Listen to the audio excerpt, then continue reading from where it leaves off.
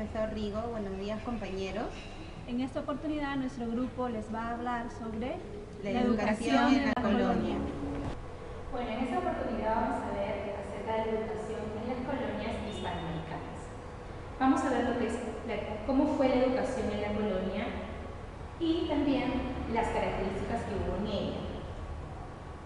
Se dice que la educación en la colonia fue elitista, ya que la educación por sí fue un privilegio de clase.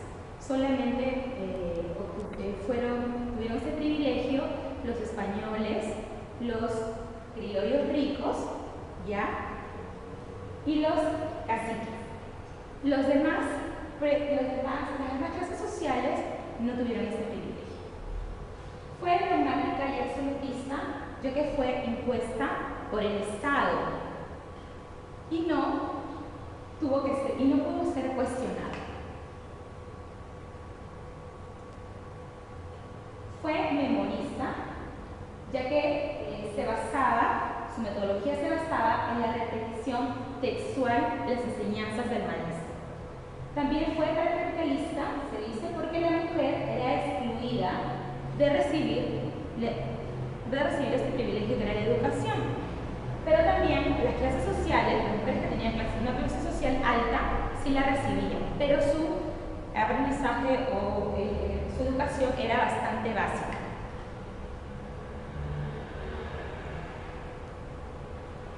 La religión fue una característica importante en esta época, ya que fue el centro de la educación, pero también tuvieron algunos contenidos filosóficos. Fue rígida, ya que eran los alumnos severamente castigados. Predominaba en sí también, llegando también así al castigo físico. Fue sistemática, no existía un sistema que normase y regulase los aspectos concernientes a la educación básica y superior. La Ilustración se desarrolló en el siglo XVIII, fue un movimiento socialista, intelectual, en el cual se buscó que el hombre se predominara mediante la razón. Fue denominada así por la finalidad de disipar las tinieblas de la humanidad mediante las luces de la razón. También es conocido como el siglo de la luz. La Ilustración significa el movimiento del hombre al salir de la puerilidad mental a la que él mismo es culpable. Puerilidad es la capacidad de usar la razón sin la guía de otra persona. La Ilustración sostenía que el pensamiento humano podía combatir la ignorancia. Tuvo también influencia en aspectos científicos, políticos y sociales. Se expandió en la burguesía y es una parte de la aristocracia. Importancia. La Ilustración tuvo importancia, favoreció en el surgimiento de un nuevo régimen económico en el capitalismo, ya que se dio énfasis al desarrollo del comercio. También tuvo importancia porque favoreció en el desarrollo de la educación pública, porque cimentó el progreso del hombre en el logro de su adecuada instrucción. Características.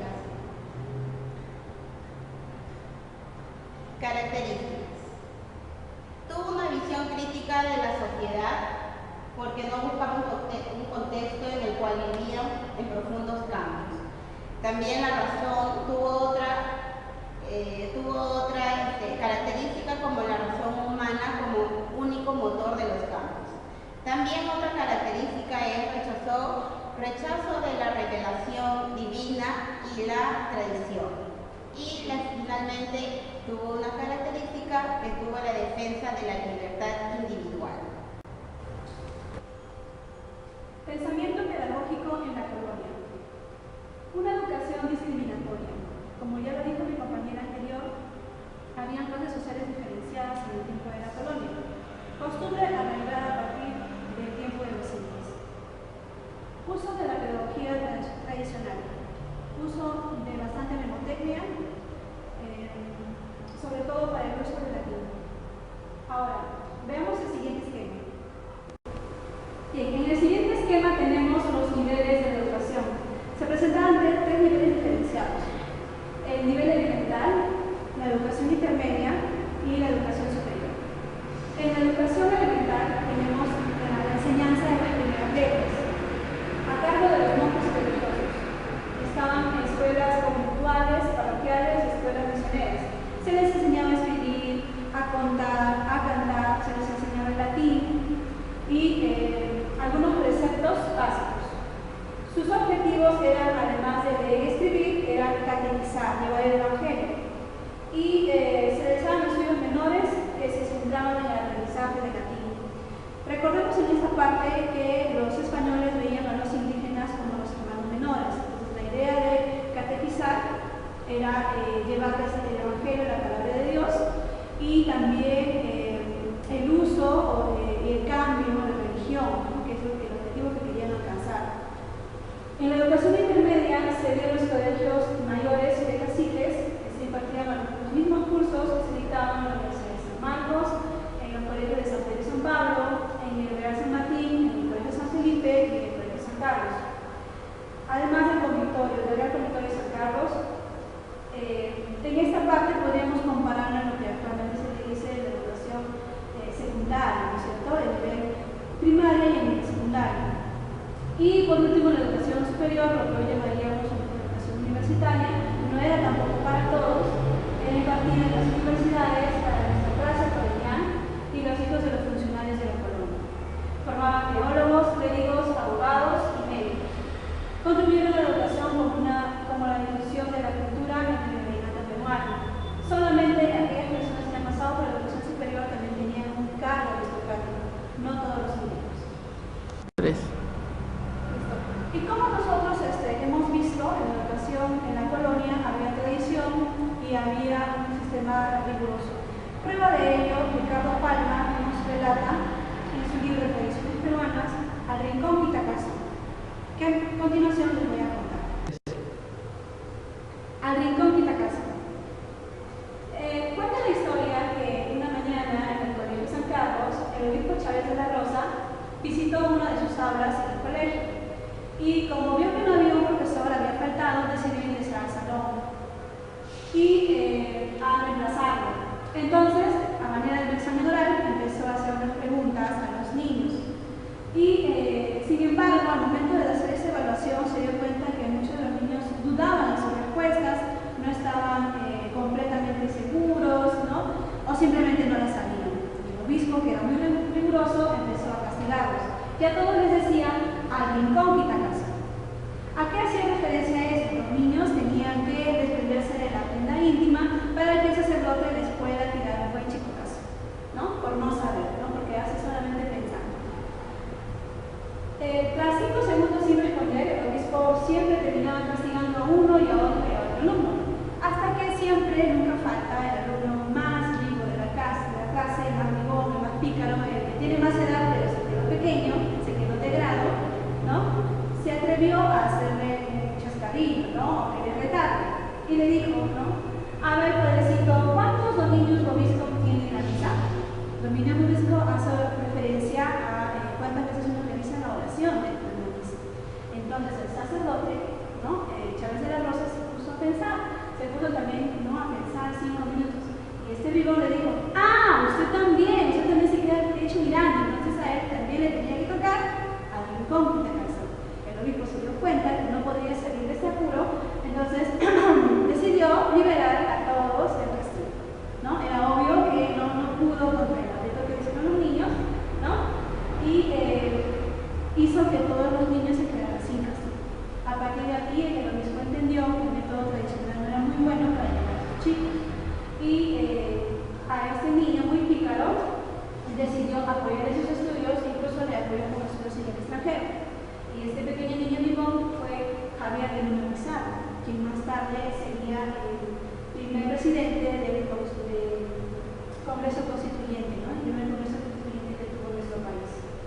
Y este es un dato curioso de la parte de literatura colonial. 3. Bien, ya para culminar, compañeros, hemos terminado nuestra presentación con un pequeño video. Hemos estudiado sobre la educación en la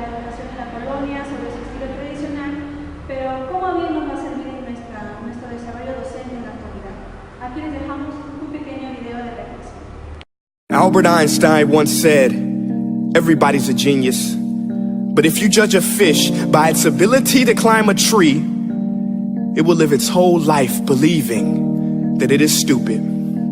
Ladies and gentlemen of the jury, today on trial we have modern day schooling. Glad you could come. Not only does he make fish climb trees, but also makes them climb down and do a 10-mile run. Tell me, school, are you proud of the things you've done? Turning millions of people into robots, do you find that fun? Do you realize how many kids relate to that fish? Swimming upstream in class, never finding their gifts, thinking they are stupid, believing they are useless? Well, the time has come, no more excuses. I call school to the stand and accuse him of killing creativity, individuality, and being intellectually abusive. He's an ancient institution that has outlived his usage. So, Your Honor, this concludes my opening statement, and if I may present the evidence of my case, I will prove it. Proceed. Exhibit A. Here's a modern day phone. Recognize it? Here's a phone from 150 years ago. Big difference, right? Stay with me. Here's a car from today, and here's a car from 150 years ago. Big difference, right? Well, get this. Here's a classroom of today, and here's a class we used 150 years ago. Now, ain't that a shame? In literally more than a century, nothing has changed. Yet you claim to prepare students for the future? But with evidence like that, I must ask, do you prepare students for the future or the past? I did a background check on you and let the record show that you were made to train people to work in factories, which explains why you put students in straight rows, nice and neat, tell them sit still, raise your hand if you want to speak, give them a short break to eat, and for 8 hours a day, tell them what to think. Oh, and make them compete to get an A letter which determines product quality, hence grade A of meat. I get it. Back then, times were different. We all have a past. I myself am no Gandhi. But today, we don't need to make robots zombies. The world has progressed. And now we need people who think creatively, innovatively, critically, independently, with the ability to connect. See, every scientist will tell you that no two brains are the same. And every parent with 2 or more children will confirm that claim. So please explain why you treat students like cookie cutter frames or snapback hats, giving them this one-size-fits-all crap. Watch your language. Sorry, Your Honor, but if a doctor prescribed the exact same medicine to all of his patients, the results will be tragic. So many people would get sick, yet when it comes to school, this is exactly what happens. This educational malpractice, where one teacher stands in front of 20 kids, each one having different strengths, different needs, different gifts, different dreams, and you teach the same thing the same way? That's horrific. Ladies and gentlemen, the defendant should not be acquitted. This may be one of the worst criminal offenses ever to be committed. And let's mention the way you treat your employees. Objection. Overruled. I want to hear this. It's a shame. I mean, teachers have the most important job on the planet, yet they're underpaid? No wonder so many students are short-changed. Let's be honest, teachers should earn just as much as doctors, because a doctor can do heart surgery and save the life of a kid, but a great teacher can reach the heart of that kid and allow him to truly live. See, teachers are heroes that often get blamed, but they're not the problem. They work in a system without many options or rights. Curriculums are created by policymakers, most of which have never taught a day in their life. Just obsessed with standardized tests. They think bubbling in a multiple choice question will determine success. That's outlandish. In fact, these tests are too cruel to be used and should be abandoned, but don't take my word for it. Take Frederick J. Kelly, the man who invented standardized testing, who said, and I quote, "These tests are too cruel to be used and should be abandoned." Ladies and gentlemen of the jury, if we continue down this road, the results will be lethal. I don't have much faith in school, but I do have faith in people. And if we can customize healthcare, cars, and Facebook pages, then it is our duty to do the same for education, to upgrade it, change it, do away with school spirit, because that's useless. Unless we're working to bring the spirit out of each and every student, that should be our task. No more Common Core. Instead, let's reach the core of every heart in every class. Sure, math is important, but no more than art or dance. Let's give every gift an equal chance. I know this sounds like a dream, but countries like Finland are doing impressive things. They have shorter school days. Teachers make a decent wage. Homework is non-existent, and they focus on collaboration instead of competition. But here's the kicker, boys and girls. Their educational system outperforms every other country in the world. Other places like Singapore are succeeding rapidly. Schools like Montessori, programs like Khan Academy, there is no single solution. But let's get moving, because while students may be 20% of our population, they are 100% of our future. So let's attend to their dreams, and there's no telling what we can achieve. This is a world in which I believe, a world where fish are no longer forced to climb trees. I'll rest my case.